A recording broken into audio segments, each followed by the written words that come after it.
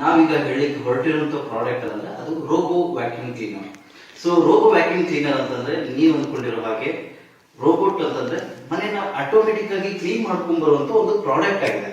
So ಈಗ 80% ನಾವು ರೋಬೋನ ಎಲ್ಲೆಲ್ಲಿ ನೋಡ್ತಾ ಇದೀವಿ ಅಂತಂದ್ರೆ ಹೋಟೆಲ್ಸ್ ಗಳಾಗಿರ್ಬೋದು ಅಥವಾ ಸೈಂಟಿಫಿಕ್ ಫೀಲ್ಡ್ ಅಲ್ಲಿ ಆಗಿರ್ಬೋದು ಅಥವಾ ಆರ್ಮಿಗಳಾಗಿರ್ಬೋದು ಇಂಥದ್ದೆಲ್ಲ ನೋಡ್ತಾ ಇದೀವಿ. ಸೊ ಈಗ ನಾವು ಲಾಂಚ್ ಮಾಡ್ತಾ ಇರುವಂತಹ ಈ ಪ್ರಾಡಕ್ಟ್ ನಿಮ್ಮ ಮನೆ ಒಳಗಡೆ ಇರುವಂತಹ ಕಸ ಅಥವಾ ಎಲ್ಲ ಒರೆಸ್ಲಿಕ್ಕೆ ಯೂಸ್ ಮಾಡುವಂತ ಪ್ರಾಡಕ್ಟ್ ಆಗಿದೆ.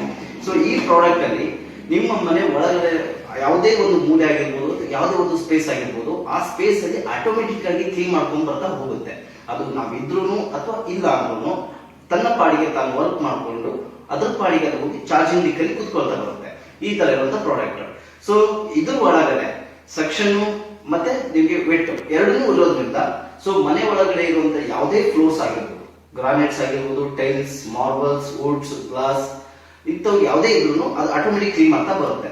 ಸೊ ಈ ಪ್ರಾಡಕ್ಟ್ ನ ಈಗ ನಾವು ನಿಮಗೆ ತೋರಿಸ್ತಾ ಇದ್ದೇವೆ, ನೀವು ನೋಡಿ.